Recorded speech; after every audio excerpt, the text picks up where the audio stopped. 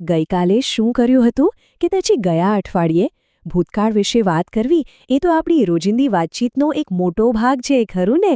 આ સમજૂતીમાં આપણે અંગ્રેજીના સાદા ભૂતકાળને એકદમ સરળ રીતે શીખીશું, જેથી કોઈ પણ પોતાની વાર્તાઓ આત્મવિશ્વાસથી કહી શકે. તો ચાલો શરૂ કરીએ. તો સવાલ એ છે કે આપણે ગઈકાલ વિશે કેવી રીતે વાત કરીએ?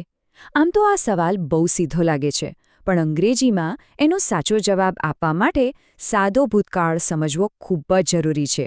આપણે દરરોજ આનો ઉપયોગ કરીએ છીએ, તો ચાલો ને આજે એને બરાબર પક્કો કરી લઈએ. તો આ રહ્યો આપણો રોડમેપ. આપણે 5 સરળ સ્ટેપ્સમાં સાદા ભૂતકાળને સમજીશું. પહેલાં તો એ જોઈશું કે એ છે શું. પછી હકારાત્મક, નકારાત્મક અને પ્રશ્નાર્થ વાક્યો બનાવતા શીખીશું. અને છેલ્લે એક આખી ટૂલકિટ તૈયાર થઈ જશે. ચાલો પહેલા પગલાંથી જ શરૂઆત કરીએ. આખરે આ સાદો ભૂતકાળ છે શું? કોઈ પણ નિયમ શીખતા પહેલાં એ સમજવું જરૂરી છે કે એને વાપરવાનો ક્યારે અને શા માટે છે. અહીંથી જ આપણો પાયો મજબૂત થશે. અહીંયા છે ને સૌથી અગત્યની વાત. સાદો ભૂતકાળ ફક્ત ને ફક્ત એવી ક્રિયાઓ માટે છે જે પૂરી થઈ ગઈ છે. મતલબ કે એ ક્રિયા ભૂતકાળમાં શરૂ થઈ અને ત્યાં જ પૂરી પણ થઈ ગઈ. બસ આટલું જ યાદ રાખવાનું છે. એકદમ સિમ્પલ. જુઓ, આનો ઉપયોગ 2 મુખ્ય રીતે થાય છે. એક તો કોઈ એક જ પૂરી થઈ ગયેલી ક્રિયા બતાવવા માટે, અથવા જેમ અહીં બીજા ઉદાહરણમાં છે, એક પછી એક બનેલી ઘટનાઓ માટે. તેણી આવી, તેની જગ્યા શોધી અને તેનું પુસ્તક ખોલ્યું. 3 ક્રિયાઓ ભૂતકાળમાં જ પૂરી થઈ ગઈ. સારું, હવે આપણે એ તો જાણી લીધું કે સાદો ભૂતકાળ ક્યારે વાપરવો.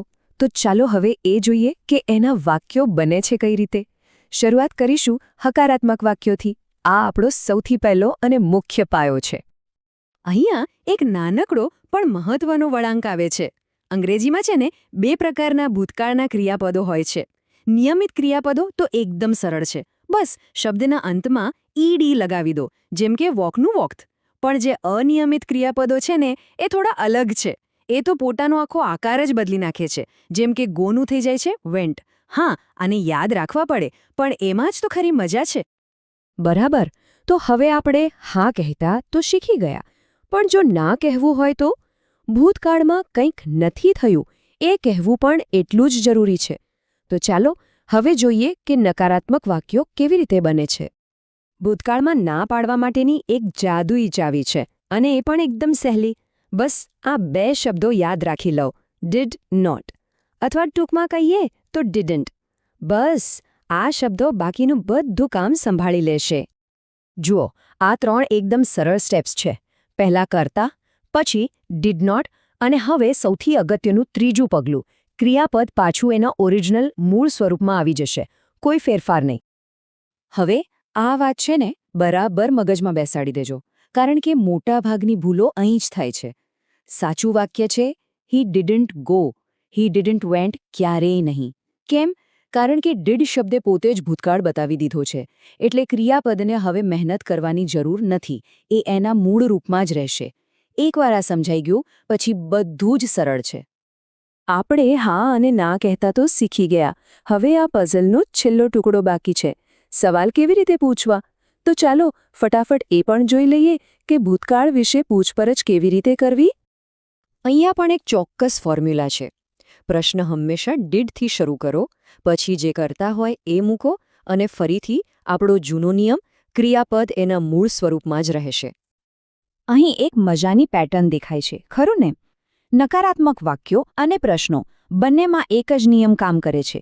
જેવો ડીડ વાક્યમાં આવે, મુખ્ય ક્રિયાપદ તરત જ એના મૂળ રૂપમાં પાછું આવી જાય છે. બસ આ એક નિયમ યાદ રાખવાથી અડધું કામ તો એમ જ સહેલું થઈ જાય.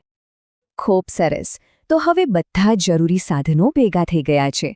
હવે સમય છે આ બધાને એક સાથે ગોઠવીને આપણી પોતાની ભૂતકાળની ટૂલકિટ બનાવવાનો, જે ગમે ત્યારે ગમે ત્યાં કામ લાગશે. આ ટેબલ પર એક નજર નાખો. અહીં બધું એકદમ સ્પષ્ટ દેખાય છે. પ્લે ક્રિયાપદ 3 વાક્યોમાં કેવી રીતે વર્તે છે જુઓ. હકારાત્મકમાં પ્લેડ, પણ જેવું નકારાત્મક અને પ્રશ્નાર્થ વાક્ય આવ્યું, ડીડની સાથે મૂળ પ્લે જ રહ્યું. તો આખરે બસ આ 3 મુખ્ય વાતો યાદ રાખવાની છે. પહેલું, ક્રિયા 100% પૂરી થઈ ગયેલી હોવી જોઈએ. બીજું, હકારાત્મક વાક્યમાં ક્રિયાપદનું રૂપ બદલાશે. અને ત્રીજું સૌથી અગત્યનું, નકારાત્મક અને પ્રશ્નાર્થ વાક્યમાં ડીડ વાપરો અને ક્રિયાપદને એના મૂળ રૂપમાં પાછું લાવી દો. બસ આટલું જ છે. અને હવે જે શીખ્યા એનો તરત જ ઉપયોગ કરવાનો સમય છે. જરા વિચારો, આજે એવી કઈ એક વસ્તુ કરી જે પૂરી થઈ ગઈ છે? બસ આ સવાલનો જવાબ અંગ્રેજીમાં આપવાનો પ્રયત્ન કરો અને જુઓ, સાદા ભૂતકાળનો અભ્યાસ તો શરૂ પણ થઈ ગયો.